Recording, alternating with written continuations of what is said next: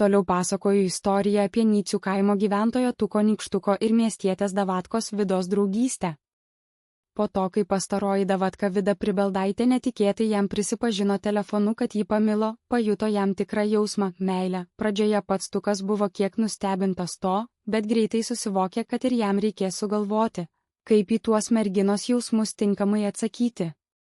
Taip, ir pats Tukas buvo pamalonintas to fakto, kad Vida jaudinasi, jog Tukui tenka vienam savo sūnų auginti. Vyrui teko viską iš esmės apsvarstyti, nors jis ir žino, kad ta Vida keistoka, gal net per daug religinga, bet Tukui jį jau daug padėjo. Tukas tai vertina ir jaučia, kad kitos geresnės moters jis galbūt taip ir nesutiks. Taigi kitą dieną Nycietis paskambino telefonu tai Davatkai Vidai, paskelbdamas, kad sutinka pradėti su ją artimai draugauti, ir nuo šiol jie yra pora. Bet Tukas dabar dar turės laikytis vieno pagrindinio Vidos reikalavimo - nebeieškoti ir nesusitikinėti su jokiomis kitomis moterimis, būti tik su ja viena. Dar po 2 dienų abu jie vėl susitiko Kupiškyje, kur Vida jį pagaliau nusivedė ir tiesiai į savo namus, kad juos pagaliau gyvai parodytų Tukui.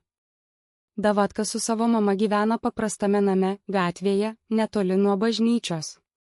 Vos įžengęs į tą butą, Tukas dar kartą įsitikino, kokia religinga yra ta Vida, nes visos jos kambario sienos buvo nukabinėtos vien šventais paveikslais.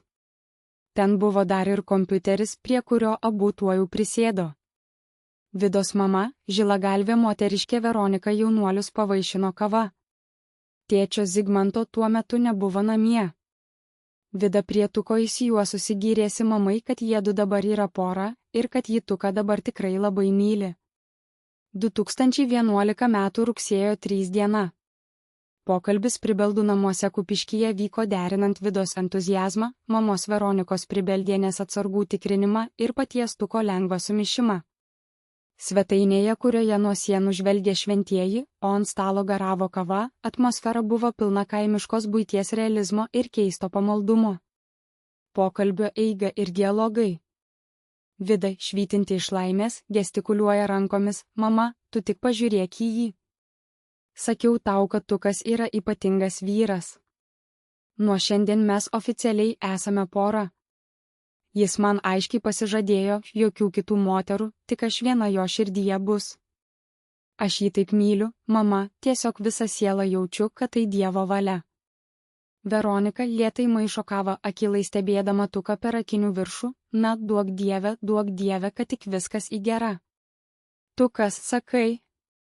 "Žinai, Tukai, mano Vida mergaitė gera, pamaldi, prie bažnyčios užaugusi. Bet tu juk iš Nycių kaimo vieną sūnų augini. Darbas, ūkis, rūpesčiai. Ar tikrai sugebėsi mūsų Vidutę gerbti ir kitų sijonų nesigrabalioti, kaip dabar madinga?" Tukas kiek nustebęs nepatogiai muistosi ant kėdės prie kompiuterio stalo. Šviečiančiame kineskopinėme monitoriuje matyti visa didžiulė gausi krūva piktogramų su visokiausio tipo failais, bet daugumoje vien su religija susijusiais, tai maldų tekstai, žinomų kunigų pamokslų tekstai, MP3 failai su religinėmis dainomis, JPG nuotraukų failai iš piligriminių žygių ir dvasininkų vykdytų sinodų. Pas pačius Tuko globėjus katinus Nyciuose jų namų kompiuteryje visiškai kitokie sudėti failai, čia ir Excelio failai, ir įvairios verslo dalykų suvestinės, yra ir pusnuogių jaunų moterų JPG nuotraukų failų viename kažkuriame aplanke. "Laba diena, ponia Veronika. Ačiū už kavą. Žinokit, aš viską gerai apgalvojau. Vida man jau daug padėjo, aš tai vertinu. Žinau, kad ji labai tikinti, bet man tai netrukdo. Aš žmogus rimtas, pažadą daviau, reiškia, būsiu ištikimas. Sūnui mamos irgi reikia, o geresnės moters už Vidą dabar tikrai nerasiu." Vida prisėda arčiau Tuko prie kompiuterio, paima jį už rankos. Ji ir vėl apsirengusi taip, kaip ir visuomet, ne vienos apnuogintos labiau kūno dalies, su tuo pačiu uždaru savo vilkimų megztuku ir ilgomis, uždaromis kelnėmis. Kadangi buvo užsimovusi ilgas baltas kojines, negalėjo pasimatyti net maža dalis jos nuogų gurnų iš po kelnių apačios. "Matote, mama? Jis sutinka. Mes net kompiuteriu galėsime kartu naudotis, šventų vietų nuotraukas žiūrėti, giesmes siųstis. Tukas supranta mano širdį.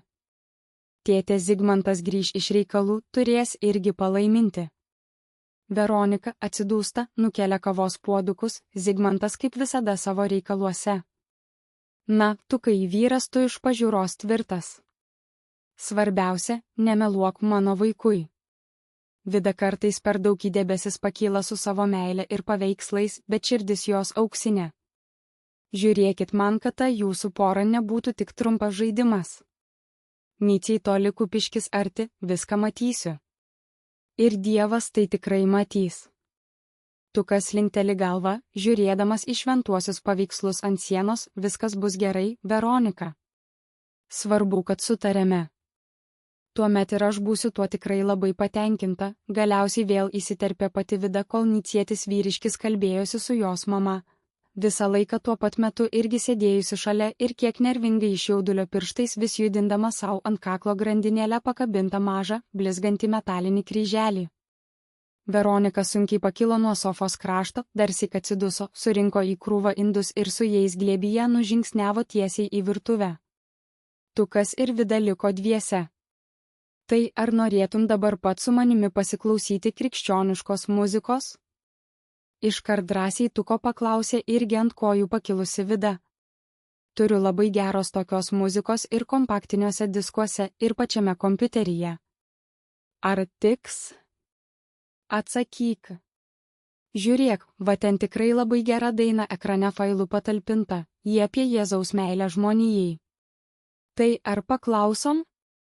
Tukas dabar tik nebyliai linktelėjo jai su galva, gerai, tegul jau leidžia tą savo dainą groti, jei jau ji taip to norinti. Nors jam žymiai daug labiau patiktų, jeigu čia dabar būtų paleista groti kokia nors hiperbolės daina.